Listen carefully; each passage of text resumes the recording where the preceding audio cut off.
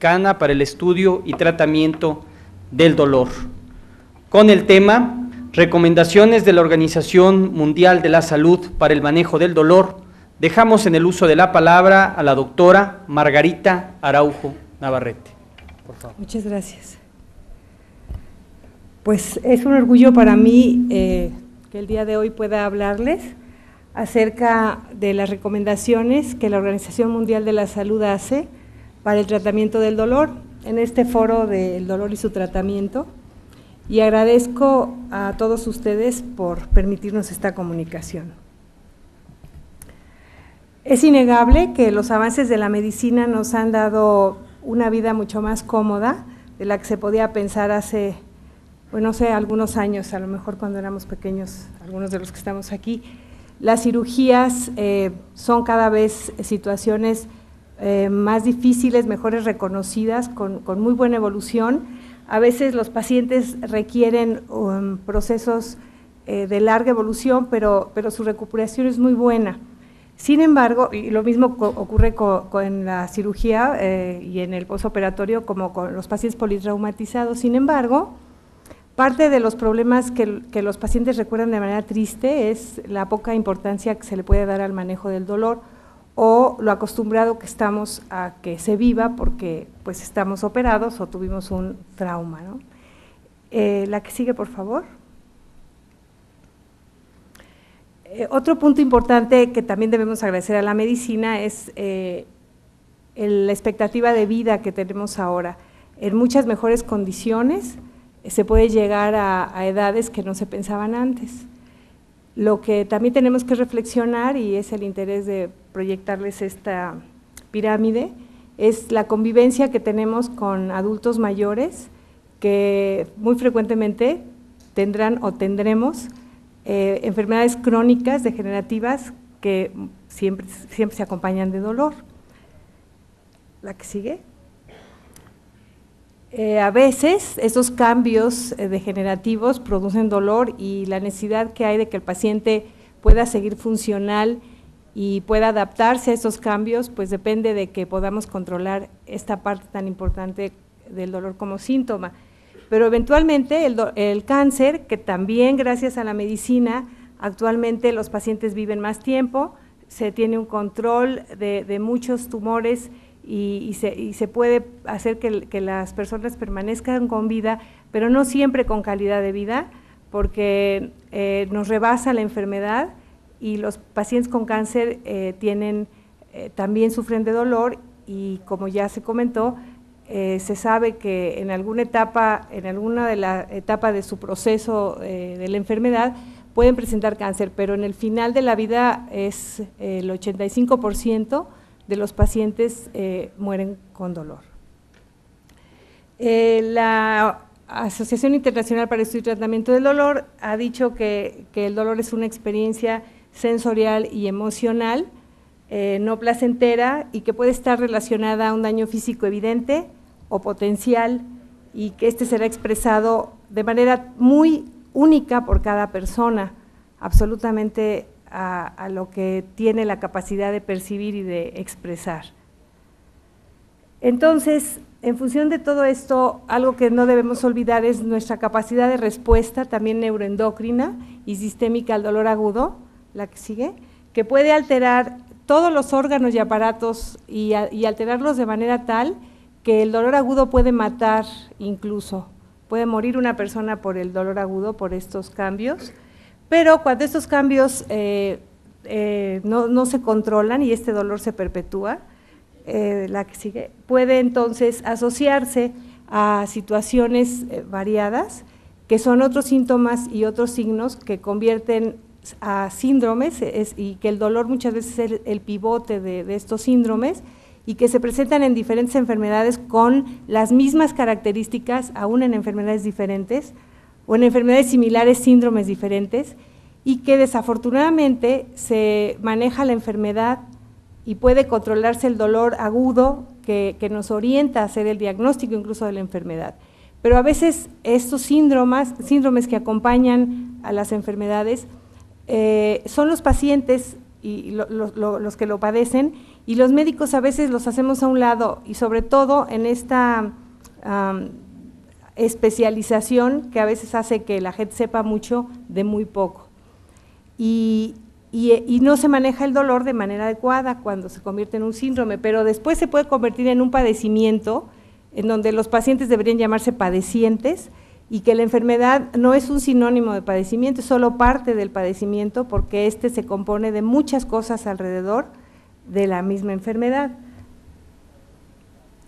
Es por eso que es tan importante controlar el dolor agudo e impedir que este se prolongue y se convierta en un dolor crónico. Y si ya decíamos que el dolor agudo puede matar a una persona, el dolor crónico no. El dolor crónico no mata, el paciente sobrevive con el dolor, pero entonces tampoco vive. ¿La que sigue?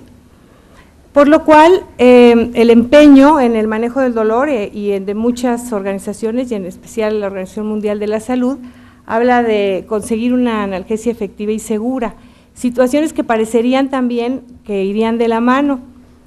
Sin embargo, muchos procesos agudos permiten que el tratamiento breve pueda ser muy efectivo y que no dé tiempo a que haya efectos secundarios. Pero en los procesos crónicos puede ocurrir que esa efectividad, al llevarse por más tiempo, lleve también efectos secundarios que resulten también de poca utilidad, desde luego. Por lo cual es muy importante que demos dosis adecuadas para evitar el dolor y también sean las adecuadas para no causar efectos secundarios. Para ello, la Organización Mundial de la Salud sugiere rebasar algunas barreras muy reconocidas que se tienen para lograr controlar el dolor. Entre ellas sería evaluar el dolor. Y como es algo tan subjetivo, y aquí me gusta mucho hablar de la subjetividad paralela del paciente, que le cuesta mucho trabajo expresar lo que percibe, pero la subjetividad también del equipo de salud, de la enfermera, del médico, de la familia a veces, que quiere ver el dolor del tamaño de lo que está observando. Y desafortunadamente no siempre se ve, las lesiones no siempre son tan obvias y los dolores no siempre son del tamaño de las lesiones, aunque había un cirujano por ahí que decía que ponía apósitos chiquitos y entonces el dolor se volvía chiquito, ¿no? Pero no es tan fácil. La subjetividad del paciente y la subjetividad nuestra para la evaluación hace una distancia muy grande para el tratamiento adecuado del dolor, y esa es muy importante reducirla, buscando la manera de medir el dolor. Y para ello existen múltiples fórmulas, que puse aquí solo algunos ejemplos de ellas, para hacer objetivo algo tan subjetivo, para que entonces pudiéramos lograr administrar una analgesia individual después de hacer una semiología del dolor y darle su peso específico. El Comité de Expertos para Alivio del Dolor dentro de la Organización Mundial de la Salud, en el año 1986 elaboraron un método que parece muy sencillo para aliviar el dolor. En ese entonces ellos lo publicitaron específicamente para los pacientes con cáncer, y su objetivo era aumentar el número de pacientes que fueran beneficiados con este tratamiento de acuerdo a los recursos con los que se contaran en los diferentes sitios en donde se encuentran estos enfermos. Esto se llama escalera analgésica, y ellos promovían que de una manera dinámica en el dolor leve se dieran algunos analgésicos no opioides y algunos adyuvantes. Y esto puede ser en la mayoría de las situaciones, y lo debe hacer pues cualquier médico ante cualquier enfermedad, una vez que identifica la enfermedad y se resuelve, pero el paciente estuvo cómodo entre tanto de ese dolor leve. Cuando esto se prolonga y el dolor se convierte en algo más que leve, el dolor moderado a severo, entonces es necesario agregar a estos analgésicos no opioides los analgésicos opioides y también adyuvantes, para poder tener un control adecuado y no permitir que esto evolucione. Sin embargo, en enfermedades que nos rebasan, puede suceder que el paciente persista y el dolor se haga incapacitante, intolerable, y como ya también comentaron de manera que escuchamos muy frecuentemente, hay pacientes que no tienen miedo a morirse, sino lo malito que se pone uno antes, ¿no? y lo que es el temor al dolor puede ser incluso más que el temor a la muerte. Y este es un esquema que hemos tratado de proponer y de entender también como algo muy sencillo, pero esto no quiere decir que los pacientes tengan que ir caminando necesariamente en cada parte. Esto es algo dinámico, el paciente puede ir subiendo o bajando la necesidad de acuerdo a la sintomatología, ¿no? Y así como en el dolor crónico tiene que ir incrementando la necesidad de analgésicos en su potencia más que en su cantidad, en número o en miligramaje. También es importante que en el dolor agudo nosotros lo tengamos en cuenta y de lo que a veces se maneja tan mal, porque miren, en este tercer nivel donde se manejan opioides, no opioides y adyuvantes, están todos los pacientes que están en un quirófano o los pacientes que están en un servicio de urgencias politraumatizados. Y ustedes saben, pacientes por ejemplo en cirugía ambulatoria, que salen de un quirófano con analgesia regional o con opioides y no opioides y adyuvantes y de repente lo sacan, lo envían a su casa con analgésicos por razón necesaria. Pues yo no veo qué razón más necesaria puede haber que la agresión que pudo recibir, no solo por su enfermedad, sino también por el tratamiento que se le ha dado. Entonces, lo que sugerimos es que de la misma manera que en el dolor crónico podemos ir incrementando los analgésicos, en el dolor agudo también se disminuyan de manera progresiva y que conforme el paciente lo va necesitando de manera individual, reciban estos medicamentos, los que sean, para estar realmente confortable. Y si no podemos inhibir por completo el dolor, sí hacerlo lo más chiquito posible. Entonces, las recomendaciones de la OMS no solo se reducen a las publicaciones para los médicos en general. Ellos hacen recomendaciones específicas a los gobiernos y me pareció importante que recordemos que ellos proponen que haya disponibilidad de analgésicos opioides y no opioides. Bueno, pues es fundamental porque si no, ¿para qué queremos saber cómo necesitamos ir en la escalera si no tenemos con qué manejarla? Por lo cual se necesita también examinar y simplificar algunos controles legales que hay en todos los países para el manejo de opioides y buscar la fórmula para que tengamos garantizada la existencia y la cantidad que haga falta para tener a todos los pacientes cómodos. Desde luego, esto es importante porque los requerimientos se hacen anuales y es muy importante saber cuál es la necesidad que vamos a tener para el número de pacientes que manejamos.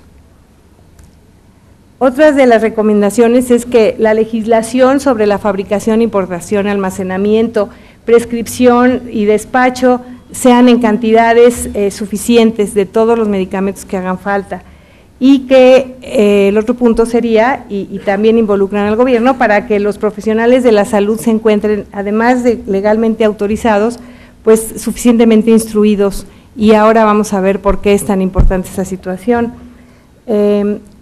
Este punto recién lo leí yo, me pareció que yo ya lo había pensado y es algo que me parece muy importante, porque como respuesta a la eutanasia, lo mismo que a la distanasia, la respuesta realmente es el alivio del dolor. Cualquier persona con dolor prefiere pensar en la muerte que seguir sufriéndolo, y si lo quitamos, pues la vida se hace más llevadera. Y la Organización Mundial de la Salud piensa que si hay una eventual presión para legislar en razón a la eutanasia, pues nosotros tendríamos esta arma, ¿no? El control del dolor y los cuidados paliativos seguramente pueden evitar estos extremos de eutanasia y distanasia. La Organización Mundial de la Salud ha publicado todas estas propuestas y en particular para los médicos, hizo una publicación en 1982 con la primera definición de cuidados paliativos, en donde habla de que estos son cuidados totales para los pacientes con enfermedades que no responden a tratamientos curativos y que hace falta que haya el control de dolor y otros síntomas, que se traten también problemas psicológicos, sociales y espirituales, y desde luego el objetivo es mejorar la calidad de vida de los pacientes y de la familia.